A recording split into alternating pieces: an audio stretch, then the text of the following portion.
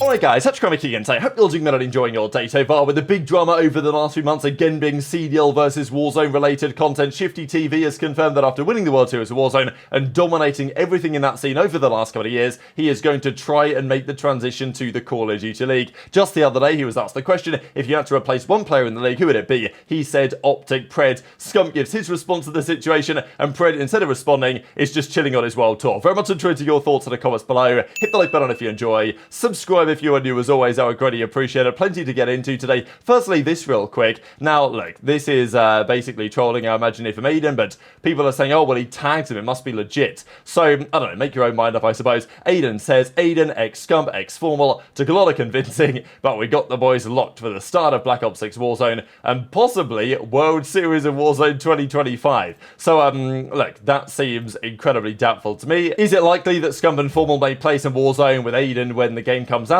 Absolutely possible. Is it likely that Scump and Formal will return to competitive play, try and play the World Series of Warzone next year and effectively become Warzone pros, try and dethrone the dominant Falcons force of Biffle, Hisoka and Shifty right now that's been dominating for some time? That ain't happening, let's be real about it. So I thought it was interesting. Just wanted to go through though some roster theories here. So Zoom Viper comes up with this, and I think he does this every year, and other people put the same things on the Reddit as well, but I wanted to go through like just a theory as to what the league might look like next year and what the competitiveness might be like based on some of the current rumours. So OpTic, the world champions, they're staying the same. FaZe, the World Cup winners, they're staying the same. Thieves, this is their rumoured team, of course. As of recording, we don't have any updates on whether HyDra has been secured yet or not, but you know, on paper, that is one of the new top 3 teams in the league. So, you know, congratulations on going for a 4-team down to a 3-team league. And probably the way that things stand, given what Jackie Etienne was saying about Cloud9 and the fact that, well, you know, one of our players wants to go, I'm not going to hold them against their will. That's got to be HyDra, hasn't it? So assuming that a number can be agreed on, that may well be what happens over at Thieves. Therefore, the question becomes, what do Cloud9 do about it, right? What team do they end up forming? As I said earlier today, the most likely outcome, I suppose, is that they ask Sib to come back, because what else do you really do alongside Skyz and Kismet? And then, you know, what about JoeDeceives, right? Off that Los Angeles Thieves team, bring him in there. It's an okay roster. It's just a downgraded roster over last year, and the reality is that with no HyDra, it's going to be a struggle for that team to have anywhere near the same success. But what do you really do? At least JoeDeceives is a player that still seems to be improving, still has some upside. Is a Joe Kismet SMG duo going to set the world alight? Not in my opinion, but you know, that's an interesting one. This is the potential Toronto situation, right? Of course, Beans, Insight, CleanX. We talked earlier today who their 4th might be. Tej is an option.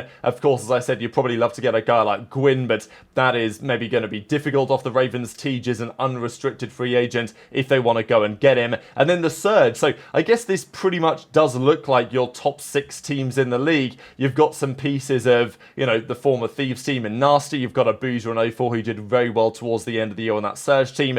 Then you're talking maybe Hixie as the other man on the roster, which is an interesting option too. But all of these teams, I would say, are quite distinctly a level below these other 3 teams that I mentioned, and that saga continues, right? Because, you know, this is what Ravens could do, and these are some obviously massive theories at this point on what these teams could consider doing, and, you know, some of these ideas I like, some of these ideas I don't, but I thought it was interesting to look through his kind of predictions, really. We know what Boston are doing, Cammy, Awakening, Purge and Snoopy. You know, it might be an okay team. There's some potential there for them to gel and potentially get the best out of Snoopy, but I don't especially like it. The Ravens team I don't massively dislike. The idea of Slasher coming in here with Geo and Gwyn staying along, I don't know if I'd put Gwyn and Crump together precisely, but something like that actually could be pretty alright. And usually what happens is there is at least one team in this kind of 6 through 12 range that forms a roster which is better than we think, and there's usually a roster in the top end which is worse than we think it's going to be. In this hypothetical world, it could be this one. Minnesota Rocker, Linz, Cobra, we're pretty sure that's going to be a duo.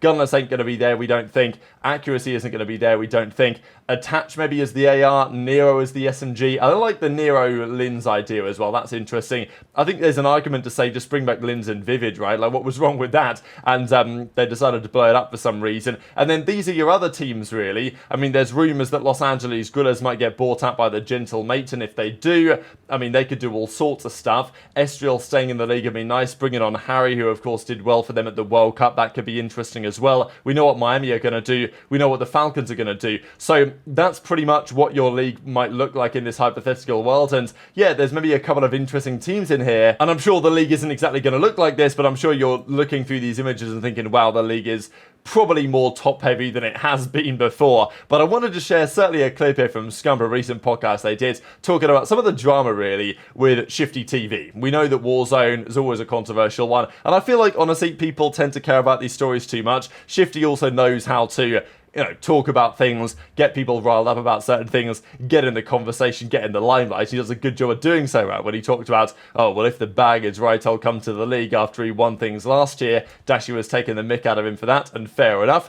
And there's always going to be an argument, right? If a player like this was to come to the CDL, does it make a mockery of challenges, right? Because players are grinding challenges for a long time, and, potentially other guys are going to get into the league easily without having to do any of that. Shifty, which CDL player do you think you could replace instantly on a starting roster? I'm off to go big, go home. Give me bread. Which See, the way that I interpreted this was that he like called him out. instantly No, I don't even think he's calling him out. I think he's like, Give me bread. he's saying that.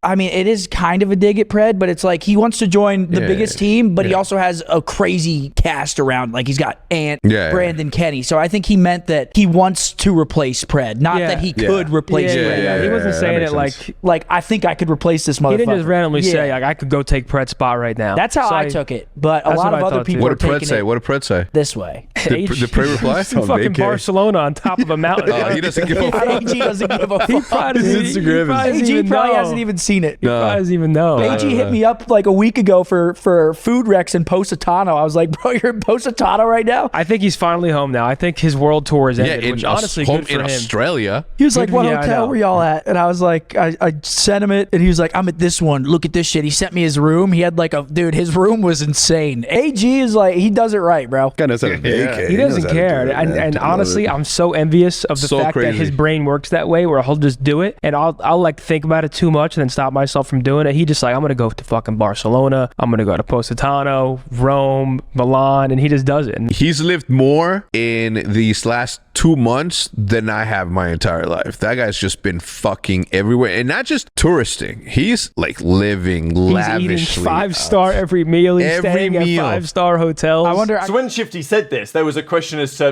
like how serious he was really being. And I think Scump's read is probably on point, to be fair. Like, it wasn't necessarily like he was directly saying, Pred's, basically, gimme Pred, this guy's not very good, I'll replace him. I think the point was like, Scump says, if I was going to go anywhere, then I feel like Pred's role for me on OpTic would be the place to go, I guess is potentially the read. But still, he knew what he was doing, I think, there, Shifty, to rile up some attention and some interest. And as I said before, if he was to get an offer somewhere, there would be a numerous number of Challengers players massively frustrated. And I totally get that argument. But at the same time, there's been other players from other esports that have come over to COD, and based on what they've done in other esports, they get the benefit of the doubt. Now, it doesn't always work. Obviously, with many Halo players, that was the case, and for the likes of, Shotzzy, for example, getting picked up straight to Dallas Empire going into 2020, people were like, wow, this guy, like, who even is this guy? Sure, he won the Halo World Championship, but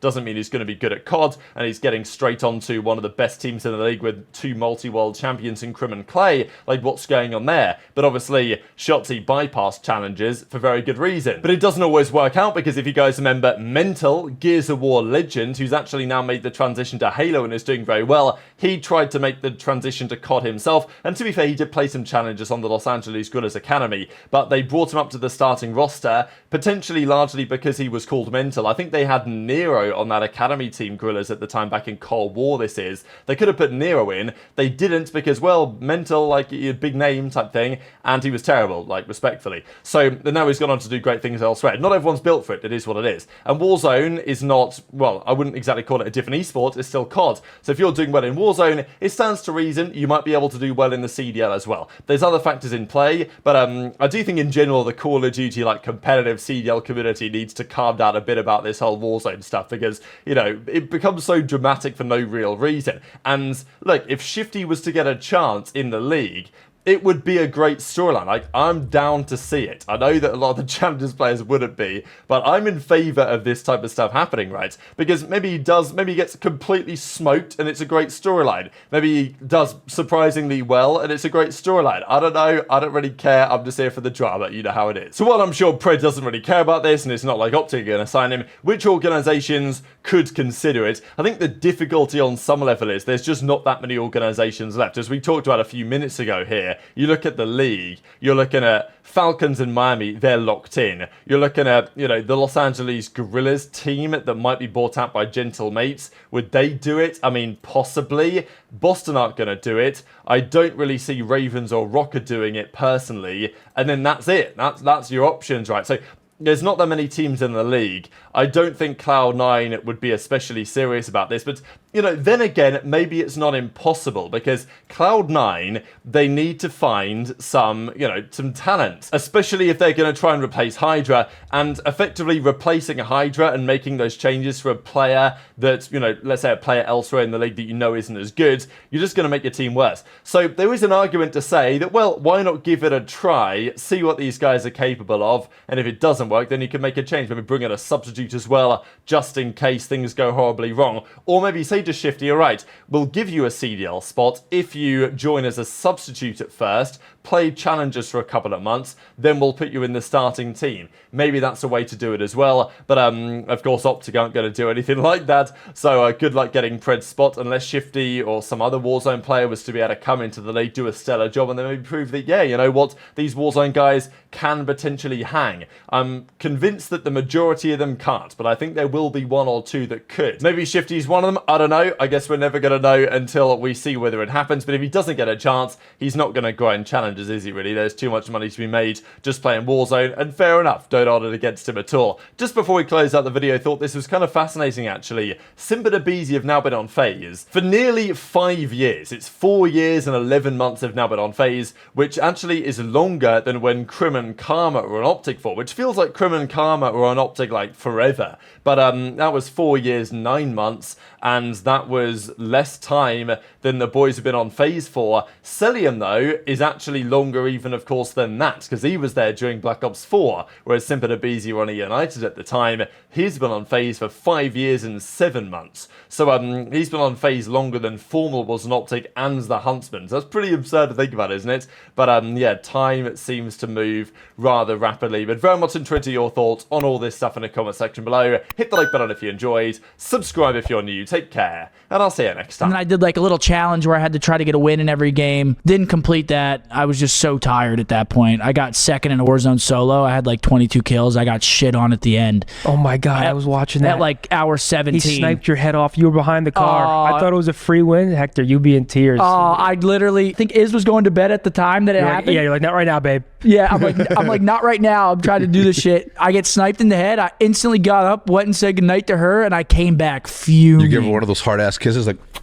Just like, fuck this shit, man. Good night. To be fair, that guy hit a crazy. That guy hit a crazy shot. It was a crazy shot. I had a crazy heady. He had a crazy shot. He had a CDL scan. I know he got hype. I was so pissed. Let me see this. Luke, you still have so I'm like, I got this guy dead to rights. He's in the corner of the room. Like, there's no way he wins this shit, right? Of course not. I got no tack, so I'm like, this is shoulder. This is crazy. And then I just get ripped. Oh my god, dude. And then I just get ripped. And this was at like hour 17, and I'm just like, yo, I give up.